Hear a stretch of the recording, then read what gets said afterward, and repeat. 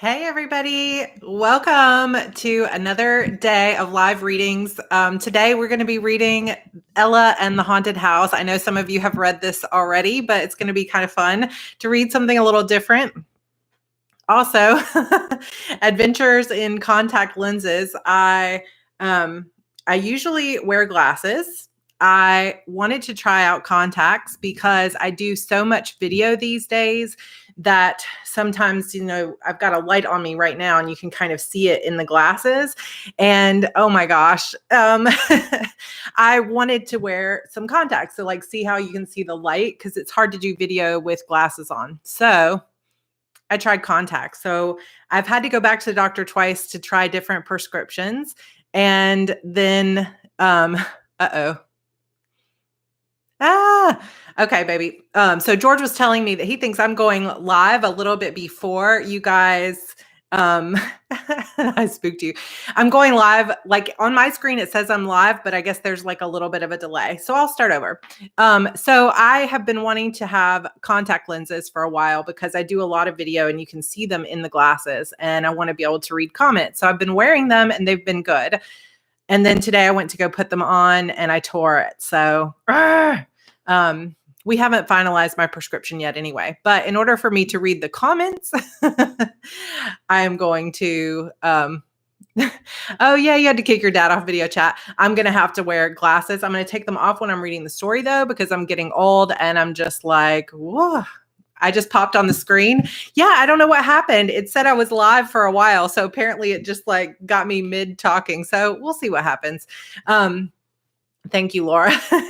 I just if I'm doing book signing events or conferences and I'm speaking at conferences, I just really want to be able to not wear my glasses everywhere because it just gets annoying and there's lights on you and stuff like that. So I don't know. I should be live now. Hopefully it's working. If anybody else is having issues, let me know. It seems to be okay over here. All right. So we're going to be reading Ella and the Haunted House. So if you have not read this story yet, this is the story that I just wrote earlier this year.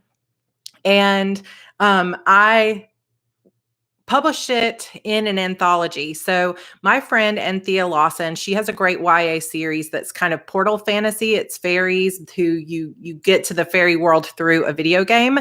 And it's called Feyland, I think is what it's called. And she does every year these anthologies once a year where me and a bunch of my friends and her friends get together and there's a theme.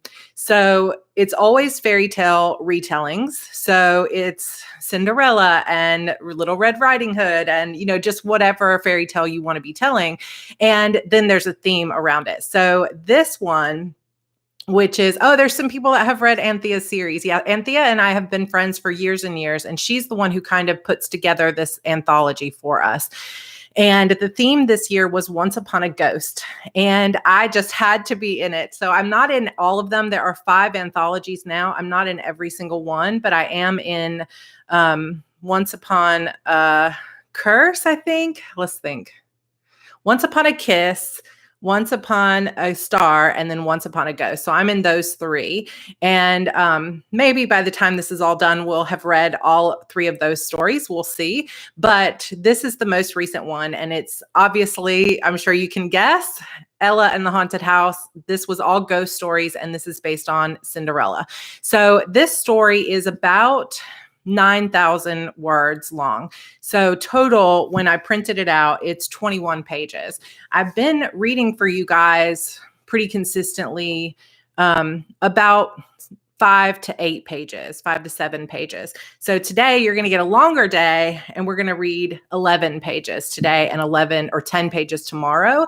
And then on Saturday, we'll do a Q&A. Christabel posted just a little thread in the Facebook group for Q&A, and I'm also going to go up on my other social medias later today and post a Q&A post for you there. And then George and I, over the next couple of days, will just compile. Some of the questions will be the same things, and some of the things will be different. Jamila says, I was hoping there would be a sequel to Ella and the Haunted House. Yeah, so that's another thing. To be honest, I don't think that I am great at writing short stories. I try my best to wrap it all up, but I'm just kind of a series kind of girl. And it's very difficult for me to write things that don't seem to have a future to them.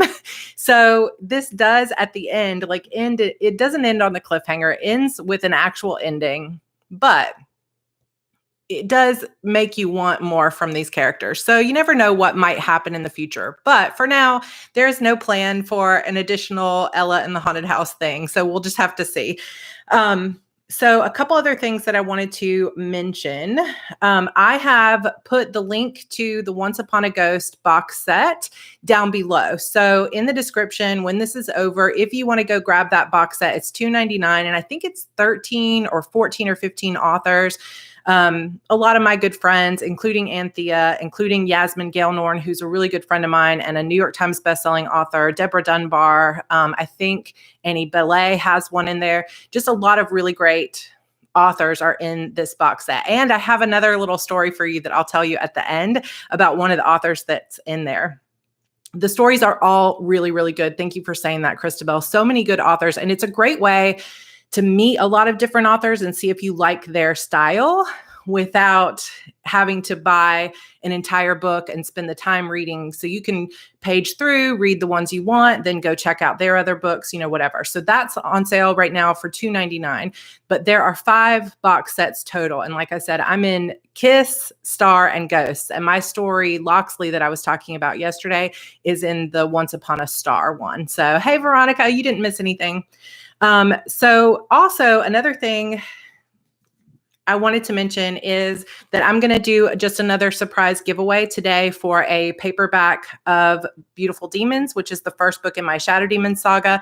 This is, this H. Bushel, this small story is in Once Upon a Ghost, and it is linked down below for you. It's available everywhere. No, it's okay. I think it's a delay, so it's fine. So Beautiful Demons paperback, open internationally. Our last winner is from Israel, so I'm willing to send this out anywhere. I have not gotten a chance to send out the first one from last week, but hopefully I'll be able to send them both out. So I will give this away at the very end. I made a little note for myself not to forget. Another thing, just to give you a quick update on kind of our calendar of events. Today is part 1 of Ella and the Haunted House. Part 2 will be tomorrow. Saturday will be a Q&A where I'll answer as many of your questions as I can get to within like 30 or so minutes. Maybe it'll go a little bit longer. We'll just kind of see how it goes. Sunday will be a day in the life vlog. So tomorrow I'm going to be recording a day in the life of a writer, and you can kind of see what my life is like behind the scenes. So I'll post that vlog on Sunday. And then Monday we'll start back with episode 16 of The Witch's Key until it's done. And I think that'll finish around Wednesday or Thursday next week. So that's where we are. I've also been thinking a lot about where we're going to go after this. So I'll talk a little bit about that at the end. But since we have a longer one today, I'm going to take off these glasses. So I won't be able to read your comments unless I do like this. And I'm going to read. So Ella and the Haunted House, there are 3 chapters in this first half. So let's get started. First chapter is called A Good Haunted House. I barely have a minute to appreciate the satisfying spookiness of the old Victorian mansion at the top of the hill, the warm glow of its lights shrouded in fog on this cool, rainy night. I stand there anyway, of course, because I'm me and I can't resist a good haunted house. It's a glorious sight, to be honest. The full moon is nothing more than an eerie glow through the mist, adding to the mystery of the house where a man went insane 100 years ago and killed half the guests who had come to a special ball in honor of his wife's birthday. To this day, no one really knows what happened, but there are many people who think the souls of the 15 individuals who died that night still haunt the grounds of the estate, which is where I come in, or at least that's where my family comes in, if I can call them that. My stepmother and her 2 daughters are inside, angry at me already, I'm sure. They're always yelling at me about something, so why should today be any different? I sigh and grab the dresses from the back of the car. I'm late. Again. My heavy backpack nearly pulls me off balance as I run up the steps and burst through the front door. There's a flurry of activity in the front hall. The camera crew is still setting things up, but the main base camp seems to be ready to go. A long table is set up against the wall near the grand staircase, and there's enough equipment around to launch a spaceship. For a second, I stare at the large portrait of the Prince family that takes up half the wall above the fireplace in the formal parlor. Edward Prince, his wife Liza, and their 5 children, ranging in age from about 20 at the time of the painting to the youngest at 13. I've read everything I can get my hands on about them for years now, and I'm finally going to get the chance to investigate their house. I can't wait. Someone coughs loudly, pulling my attention away from the painting. Kenneth meets my eye and then glances at his watch. I know. I roll my eyes. Just tell me where they are. The tall man, who has been like a second father to me for most of my life, jerks his head to the right. Formal living room just down the hall. You can't miss the blinding lights. He's right about that. I squint as I step into the room, searching for a place to hang the dresses. Before I get a chance, though, someone tries to snatch them from my hands. It's about time you got here, Ella. I thought I was going to have to wear these old rags on air, Anna says. Give it here. That's my pink dress. You get the dark blue one, Drew says, tugging the dresses the other way. Somehow, I manage to get caught between them as they struggle, and I just barely miss getting a giant diamond ring to the eye. Girls, calm down, Trina says, sauntering over with her chin held high. Her hair isn't done yet, but there's enough makeup on her face to last a decade. My stepsisters immediately stop tugging, and both dresses fall to the floor at my feet. Oh, nice. Look what Ella did, Mom. Now they're both ruined, Drew says with a pout. She ruins everything, Anna says. Pick them up. Trina directs her steely gaze at me. I do what she says, my stomach churning. No matter how hard I try to fade into the background, something always happens, and they always blame me. It would be useless to insist the girls had dropped the dresses, or that I would have easily been on time if the girls hadn't texted me at the last minute with about 1 million errands they needed me to run. No matter what I say, they'll turn it around and make it my fault. So I've learned to just keep my mouth shut as much as possible. Trina makes a clicking sound with her tongue as she shakes her head and studies the dresses. They look absolutely perfect despite the girls' rough treatment of them, but it's too late now. They'll never wear dresses that hit the floor. Just look what you've done. This won't work at all, Trina says. I can't have my babies wearing dirty, wrinkled dresses tonight of all nights. We're expected to have over 1 million people tuning in to watch this episode when it airs next month. We're expected... Oh, Mallory, what else do we have? One of my stepsister's many assistants scurries over with a couple of brand new matching dresses. These were sent over from that cute boutique you visited yesterday, she says, a gift from the owner. Trina checks the label and nods. These will do. Drew, you can wear the purple one. You know how that brings out your beautiful eyes. Anna, you'll wear the black one. Drew always gets the pretty colors, Anna says. It isn't fair. The girls stand there arguing, and it takes everything I have not to just walk away. It's ridiculous enough that these stupid girls like to wear designer dresses and heels while they pretend to hunt ghosts. But the fact that they're standing here getting upset over dresses that are almost identical is driving me insane. Girls, do as I say, Trina says in a tone no one ever dares to defy. Drew and Anna give each other nasty looks, but they take the dresses and run off to go change in another room. My stomach knots as Trina turns her attention toward me. I'm glad you finally decided to honor us with your presence tonight, she says as she sits down in a nearby chair to have her hair done. I don't know why you insist on being such a disappointment to me, Ella. Ever since the day your father died, you've been nothing but a pain in my... Sorry to interrupt, Miss Tremaine, but I need Ella for a second, if that's okay. Kenneth stands in the doorway, my temporary savior. Trina practically snarls at him, but she knows she has to let me go. Kenneth is the one who keeps this whole charade running for her. She needs him, and his protection is probably the only reason I've survived this long. Don't keep her, though, darling. I have a special assignment for her tonight. She says, Ella, I want you back here in 5 minutes. Thank you, I mutter as we walk back toward the base camp he's set up in the hall. It's the least I could do. He turns around and I gasp as I see the blue package in his hands. Happy birthday, Ella. I hug him. I didn't think anyone remembered. My eyes sting as I tear the wrapping paper from the box. Inside, tucked in tissue paper, is a small framed photo of me and my dad. It's one I don't remember seeing before, and I run my finger across the image of his face. Where did you find this? I ask, my breath hitching. I must have only been 5 or 6 in this picture. That was your 5th birthday, Kenneth says. I remember it like it was yesterday.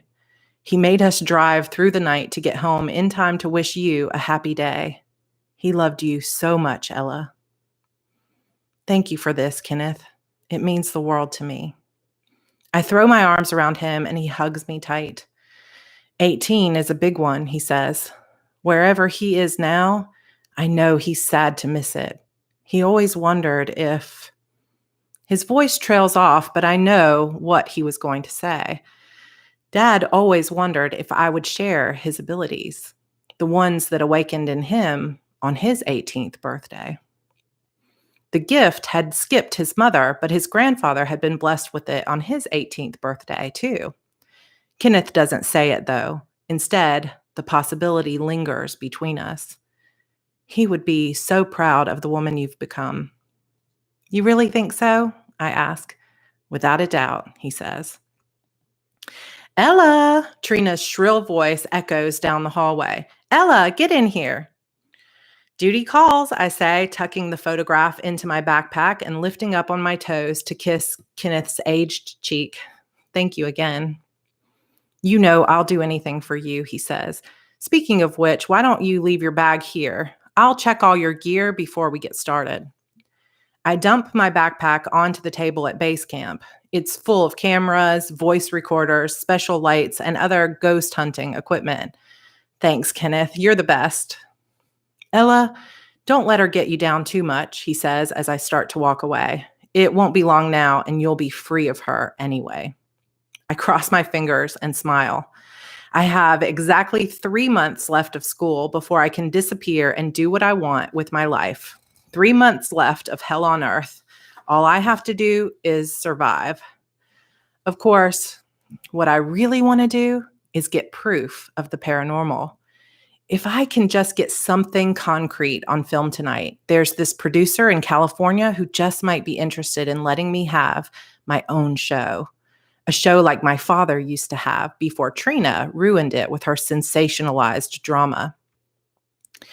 There you are, Drew says, newly dressed in a skin-tight purple dress that leaves little to the imagination. I need you to go to the store and get my favorite bottled water. Someone stocked the wrong kind.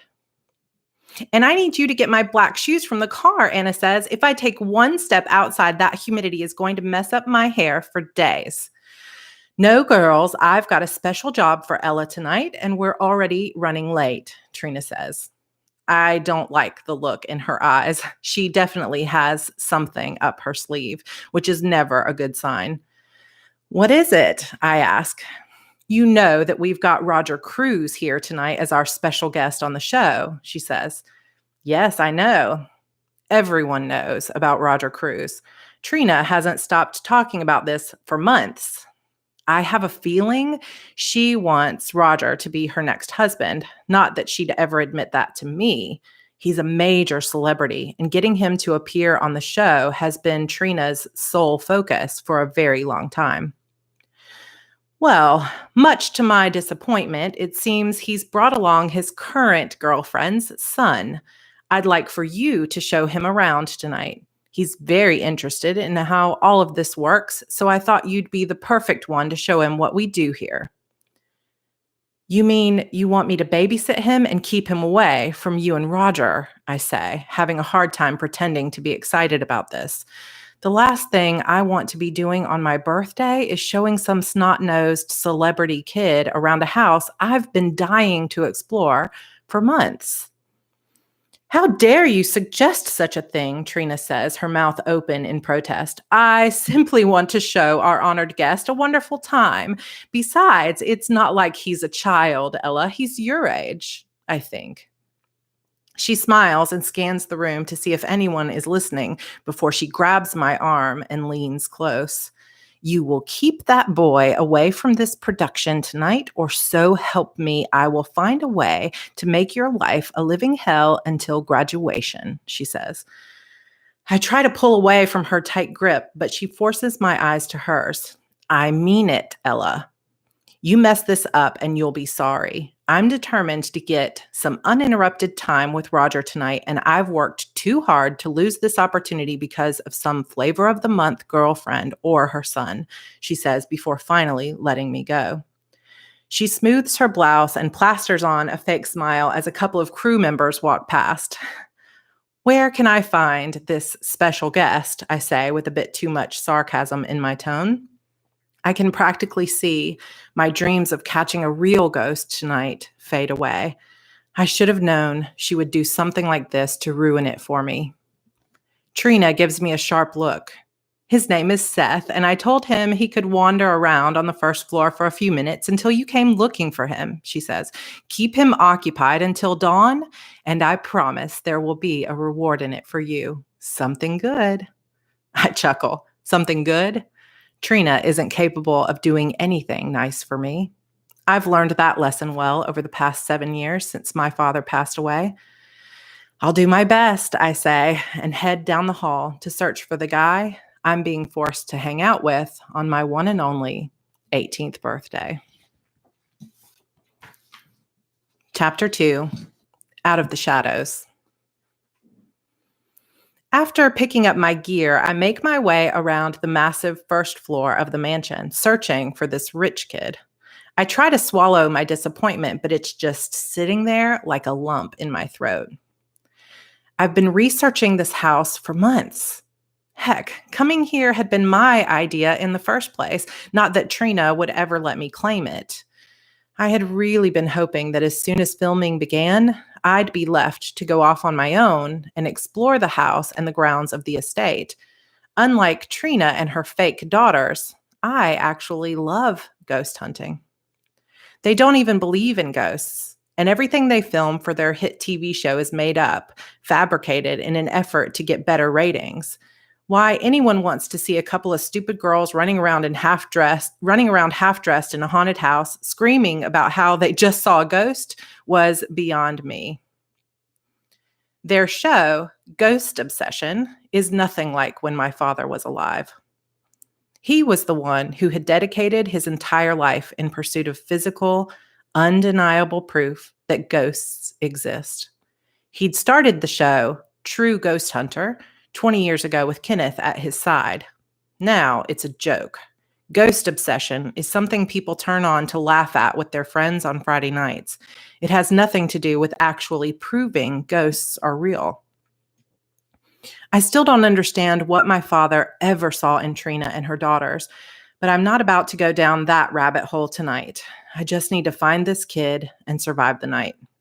Maybe I'll get the chance to come back to this house and explore it another time. I stick my head inside the door of what seems to be the library, and when I don't see anyone in the dark, I start to move on to the next room. Something in the corner draws my eye, though, and I pause to take a closer look. I step into the room, my heart racing. It's cold in here, and I shiver. Hello?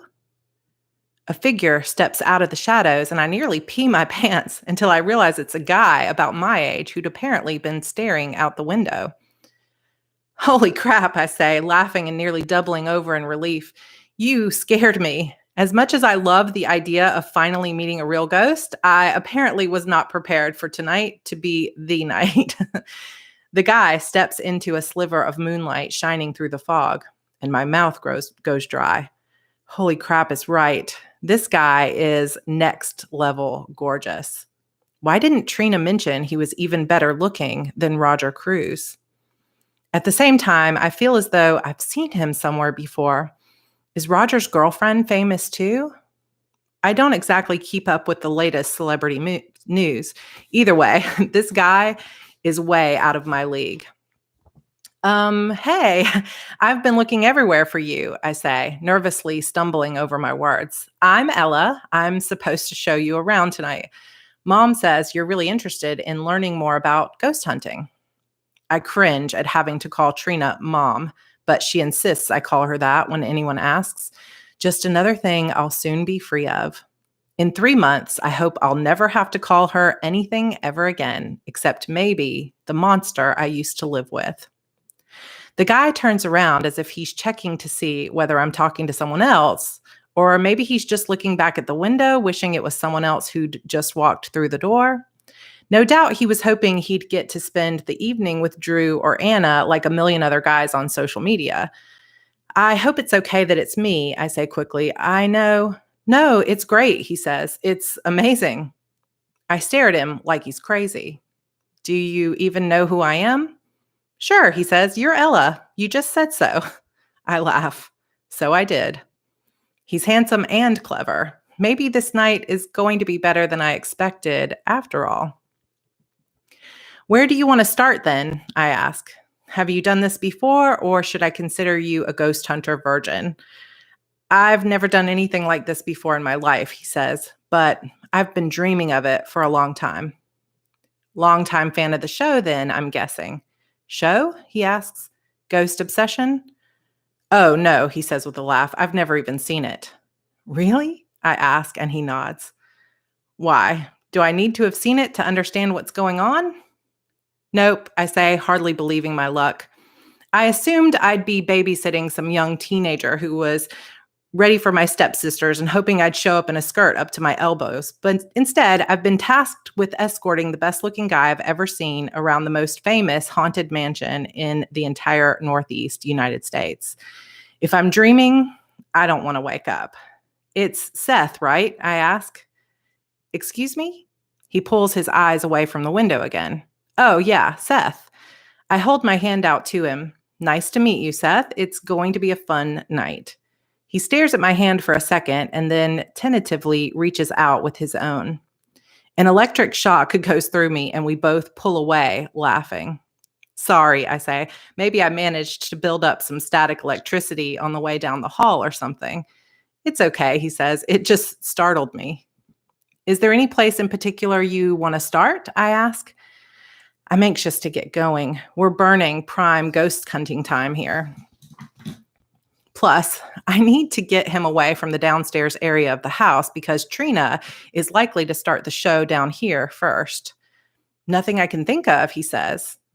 I mentally go through a list of places I could take him that Trina would never think of visiting at the start of the show.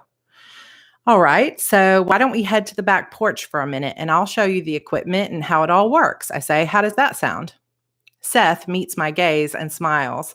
There's a bewildered expression on his face, and I can't shake the feeling that I have seen him somewhere before. I just can't seem to place it. It sounds like a dream, he says. Lead the way. I take a deep breath and nod. Maybe he's right. Maybe tonight will turn out to be amazing after all. Chapter 3, Can We Really Be That Lucky? This is an EMF meter, I say, pointing to the black handheld on the far left. All of my equipment is spread out on a large table on the back porch.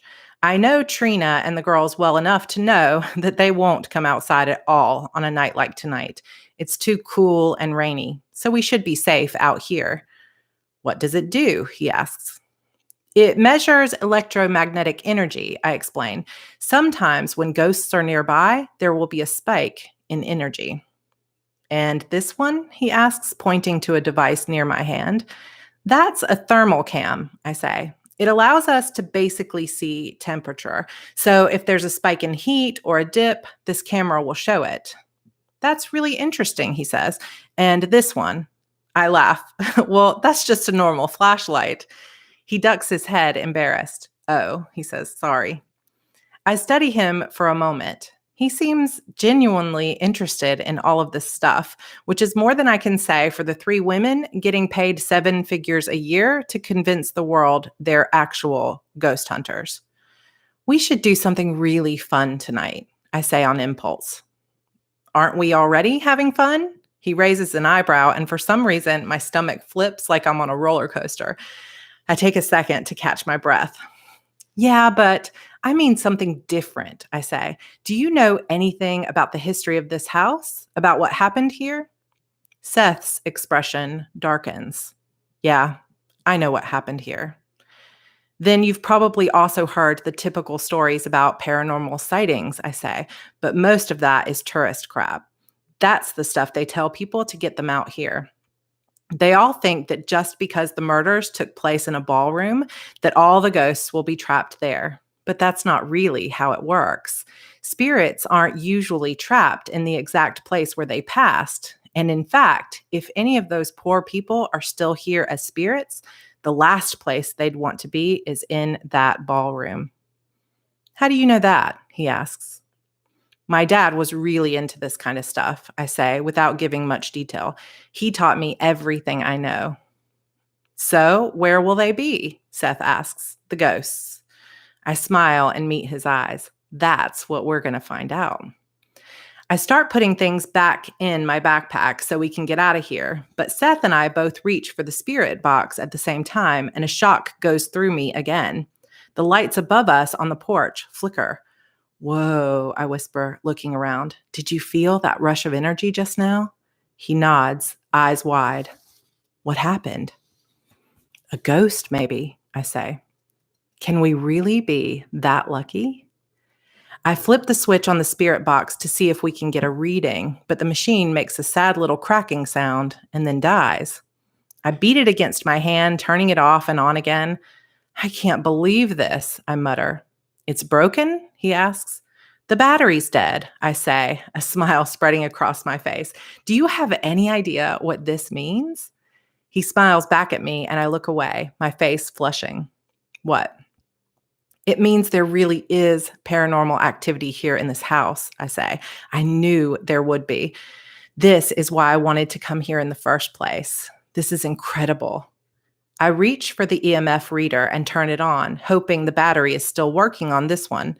Otherwise, I'm going to have to go back inside and ask Kenneth for some replacements. I was in too much of a hurry to grab them before we started. The EMF is working, though, and the reading is through the roof. Look at this, I say, moving closer to Seth so he can see the display. See how high that is right now? That means there's a ghost around us somewhere? He shifts his weight and glances around. I mean, it doesn't actually prove anything, but it's a good indication that something's going on, I say. There are other things that can cause an EMF spike, stuff like cell phones, for example. Do you have one on you? No, he says, shaking his head. Do you? Yeah, let me turn it off. I bite my lip as I wait for my cell phone to shut down. Trina will literally kill me if she tries to call and I don't pick up, but I'm willing to take the risk. If there are really ghosts here in this house, I don't want my stupid cell phone giving me false readings. Besides, as long as I'm keeping Seth away from the investigation tonight, she wouldn't need me for any reason. I have a feeling we're going to find something important here tonight, Seth. I say, we just need to find a place that's out of the way and peaceful. The kind of place ghosts who are trapped here might go to find some quiet and calm. I know a place, he says. I look up, surprised. You do? How? When I was researching to get ready for tonight, I remember seeing that there was this pond out back behind the garden. That sounds like a calm place. I gasp and pull out a rough map of the property I have stashed in my bag. I have to unfold one of the sides to find the pond, but he's right. It's perfect. You're a genius. Like a fool, I want to wrap my arms around him, but I hold back so as not to look like a total crazy person. Come on, I say, unable to hide my excitement. Let's go find some ghosts. I can kind of see dun, dun, dun, dun, some of the comments going by, but without glasses, I can't read them all. I see a lot of guesses and stuff going on. And I actually was going to mention something at the beginning of this, but now I'm wondering if I should not mention it. Let's see. She won't want you. That's not the real Seth. So I have a few things, but I think I'll wait and save that comment that I was going to make until the end of this thing because I don't want to say. So we're just going to wait and let it go. So I know some of you have read this before. Some of you are making guesses about things, whatever, and you're just guessing, but some of you might be right. So I don't want to say, I was going to say something about this particular story, but I'm going to save it until the end of the story. So you can continue to guess as you want. If you've read it, don't put the actual spoiler in there, but we'll see. I know most of you are just guessing. So that is half of the story. And we actually have 3 more chapters to go in this. And I actually did not read through it before. So I realized it's not terrible words, but I do realize that I use like the word crap. So I'm like, oh, well, hopefully there aren't any like people that are watching it with young children that didn't want to hear that. So I apologize. I should have warned you ahead before that, but hopefully it's okay. A couple other things that I wanted to mention. So we do have a giveaway today, so I'm going to do that in just a second. Also, just a funny thing, like a funny aside, I was looking at something that they're doing here in our neighborhood is that they're doing food carts. So just as a way to keep the food carts in business here, it's kind of a big business here in Charleston. And they always have food carts here in the summer and spring in our neighborhood by the pool. And so they've just kept the food carts going and it's really nice. And everybody keeps their distance and everything gets sanitized in between. And so we've been trying to support the food carts, and you can often like order everything ahead of time and then go pick it up. And so guess what the food cart is tonight? Any guess? Anybody has a guess? It's not actually a dinner food cart. It's a cupcake cart. So Holy City Cupcakes is the name of the food cart. And we've had them here before, but I was like, oh my gosh, it's cupcakes. Yes, Laura, I knew it. I knew somebody would guess. So we all pre-ordered cupcakes. George pre-ordered a cupcake called Death by Chocolate. And we actually ordered what's called cake in a jar, which is a 16-ounce cupcake mason jar that's like a parfait of cupcake and stuff like that. So he got Death by Chocolate. I got strawberry shortcake. And you guys know I wasn't eating sugar for a long time, and I will probably go back off sugar soon now that I'm no longer breastfeeding and I'm going to try to lose this weight. But for now, I'm just going to enjoy some cupcakes. And my son Andrew got also Death by Chocolate. So it's kind of funny, but there were no moon dust cupcakes in the Sumo baby incoming. She's got that sleep suit on probably, but I was so excited. I was like, I've got to tell them that there's cupcakes available. So we've got that. Also, just another little note about the plans that are coming in. It is hard to avoid treats, Alexandria. I totally agree. There she is, a little Sumo baby. She's in her little sleep suit. Did you take a nap? Did you have a nap? Look at these little fingers in her mouth. I think we're going to get a tooth popping through any day now. Yeah. You say hi, everybody. Say hi, everybody. Hi, everybody. See, they're all saying hi, Evie. Kelly says, me and a coworker got mini bundt cakes from a place near our job today. Excited to try them. Ooh, 7 different flavors. Yeah, this place had a ton of different flavors like key lime pie and red velvet and caramel turtle. So many ones. But I'm like, oh, what do I choose? So I went with strawberry. Say hi. Hi, everybody. So in terms of in terms of the plans as they stand so far, just one more time. So tomorrow we'll read the second half of Ella and the Haunted House, and it'll be about the same length, so a little bit longer. It's about 4,300 words instead of our normal 3,000 or so. And then Saturday is a Q&A. So if you want to ask a question, come into the Facebook group, or I'll be posting threads on Instagram and Facebook if you want to leave a question, and we'll get to as many as possible. Sunday will be a vlog, and then Monday will be episode 16 of The Witch's Key, and 17 will be on Tuesday, and 18 might be the season finale, so to speak, but I'll have more news about that by Saturday at the Q&A. So all of it's going to be on YouTube, Gemma.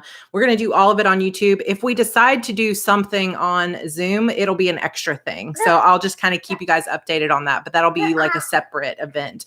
Right now, I'm not committing to anything just yet because I need to think through it. This is kind of her constant, number one thing she has in her hair is mommy's, or hands is mommy's hair. Let go. I'm going to be bald. Yeah. So what I'm thinking right now is, instead of going live 6 days a week after this story is over, after The Witch's Key is over, to go live 3 days a week instead of 6 for a little while, and then kind of see how that feels and play it by ear at that point with the second book of The Witch's Key. Like I said, I am not committing to it yet because I do need time to finish Fate's Surrender and to work on Vengeful Darkness. Also, something that we've talked about before, and I've mentioned here before, is that we are going to do a Shadow Demon Saga read along. So whether you've read it before or you haven't, we're going to do a read along where it's going to be 16 weeks, because it's going to be all the side stories, all of the books. There, at that point, there will be 11 main books in the series. Then there's all the Sacrifice Me series, and there's all the side stories. And we're going to do 16 weeks of read along. So that means like week number 1, I don't know if you could hear that. It was like my hair tearing. You stop that. You stop that. She's laughing. It'll be like book 1 will be week 1, and I won't be reading it out loud. Probably what I'll do, I haven't come up with exactly how I'm going to run it, but probably what I'll do is do a like read the first chapter of the book or so, like read for maybe 20 minutes of the first part of the book. Yes, Teslin, like a book club. So instead of me reading the entire book, we'll all read the book together that week. So like book 1 will be week 1. So at the beginning of the week, I'll let you know, we'll have a schedule. I'll let you know what we're going to read. And then I'll read a little bit on the first one. Maybe the Wednesday we'll do something else, like some giveaways or some questions, and we'll have a chat about it. And then maybe on Fridays we'll do what you doing? This is her like life right now, is anything she can get her hands on. On Friday we'll do probably like your favorite quotes. We'll be doing fan art. I'll be encouraging fan art, fan fiction, all kinds of stuff like that. And it'll be kind of an event. So I won't probably be reading a story during that time, like anything new, but I am going to be running some sales for people that want to go ahead and get like the entire series and get caught up. So there'll be more news coming up on that. There also will be some brand new short stories that'll be coming up that I will read those. So there's going to be kind of an event. So probably right now I'm thinking a second book of The Witch's Key. Then we do the 16-week event and we see kind of where we are. So this is sort of like it is. And I don't know like if this time of day will still work for you guys after the quarantine is over, or if you're normally at work. So, we're just going to wing it, and we're just going to stay flexible and stay joyful, and it'll be great. And I hope that you guys will be able to join us no matter what we're doing. But if you have any ideas, like something just sparks an idea for you as I start talking about it. Did you just sneeze? Bless you. Bless you. That you think, ooh, this would be cool for the read along. Feel free to send those to me. We're definitely going to have some exclusive stuff in the Facebook group. So, if you get a chance, come join the Facebook group as well, because there will be some bonus content in the Facebook group as well. So we'll just play it by ear. So some of you are saying it's a good time. It's always fine for me. Some people are like, I'm at work, so it's kind of hard. So we'll just kind of have to see. I know, shiny necklace. She's like grabbing it. Yeah. Say bye, everybody. Bye. It's like I can't do anything because she's just constantly grabbing everything that's in front of me. It's cool to see that like development of her mind and everything. It's really neat. So the thing about 4 p.m., like I've had some people like, oh, it's too early, I'm not off work. And I know, especially if you're on the West Coast, it's like only 1. So if you're working, it's kind of hard. But here's the thing is I have a lot of fans that are global, and that means a lot of people that are in the UK, that are in Germany, that are kind of everywhere. So yeah, so like Kelsey said, it's already 9 p.m. in the UK. So if I go at 5 or 6 p.m., then that pretty much knocks out like everybody who's, in Europe or the UK.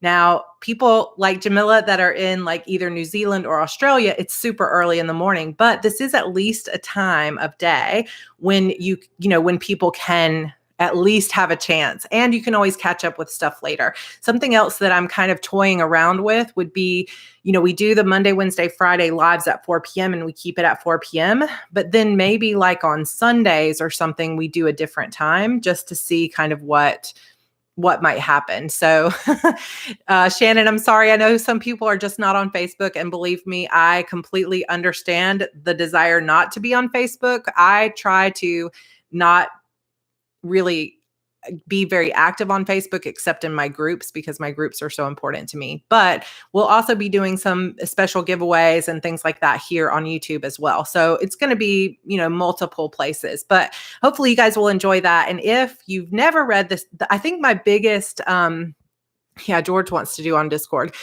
My biggest concern about the Shadow Demons Saga read along is you guys talk about like, oh, no spoilers here in the short story, but the Shadow Demons Saga is 11 books with a lot of side story stuff too. And there are twists and turns in every single book. So my biggest concern is that we start with our book club on day 1 and somebody's like, oh, the killer is this person. And then it's like, oh no. And even just yesterday in chat, while we were chatting, I just casually said one of the spoilers. And it's like, I just didn't think about the fact that some of you might not have read that. So I think that's my biggest concern is what if I have a lot of people join that have not, read it yet, and there's gonna, might just be potentially some spoilers. So if, like Laura just said, no spoilers, like you just really do not want spoilers, then you might want to. No, I didn't say who it was. That was true.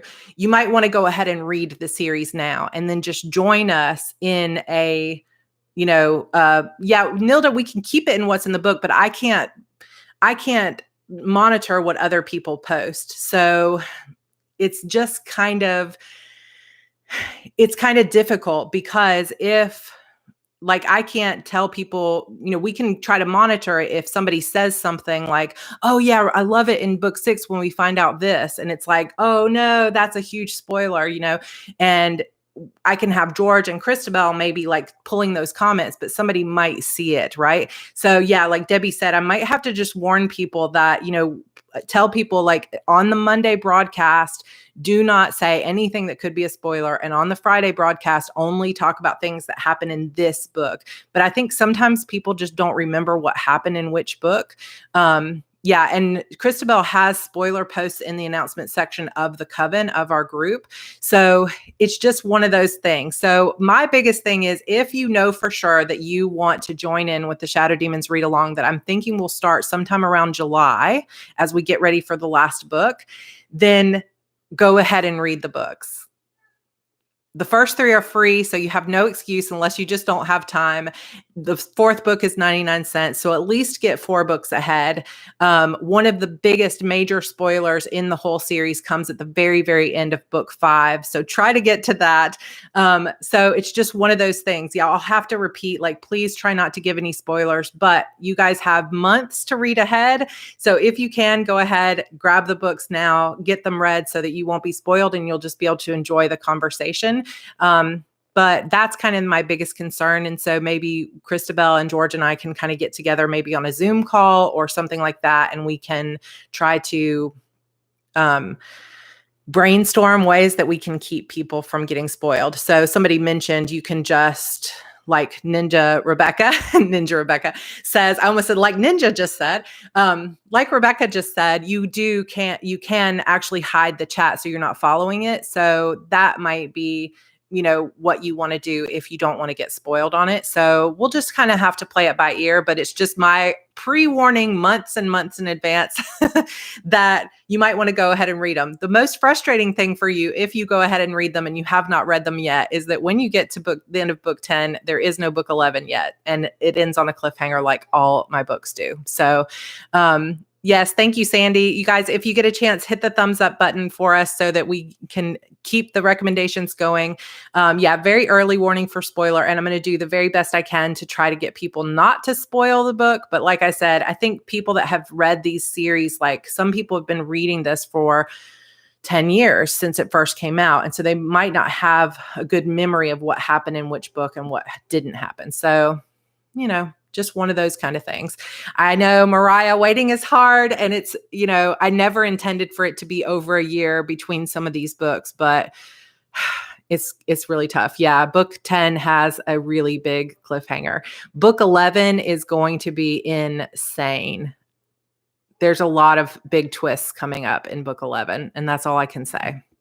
But things that you've been waiting to find out for a very long time will come to light in book 11 as we get ready for the last book. So, yes. All right. So that is it. Let's do a quick giveaway. So what I'm going to do is I am just going to kind of roll my chat and pick the first person I see when I open my eyes. This is the only way I can think of to make it fair. So, okay, Laura Hefferman, you have just won a paperback of Beautiful Demons. I will be giving away one more of these next week at our season finale, as well, at least one more of these. So congratulations, Laura, you won the giveaway. I cannot promise that I will get it out this week, but I'm going to try my best. I will do the best I can to get them out as fast as possible. So yay, Laura, just email me. I'm going to just put my email in the chat real quick if you see it. It's just sarah@sarracannon.com. And you can just email me and let me know your address and I will send that to you. So, all right, y'all, almost an hour today. So, thank you so much for hanging out with me. I love you guys. This has given me so much joy and excitement. And to be honest, it's like, yes, I know I see some of you like concerned, like I want to make sure you're making money and you're getting that stuff. But it's like the biggest gift for me in my life right now is that I'm writing again. And I don't want to get teary-eyed about it because it's just like, it's so important to me, but I'm a super emotional person, very sensitive to the things that are going on in my life, to the seasons of my life.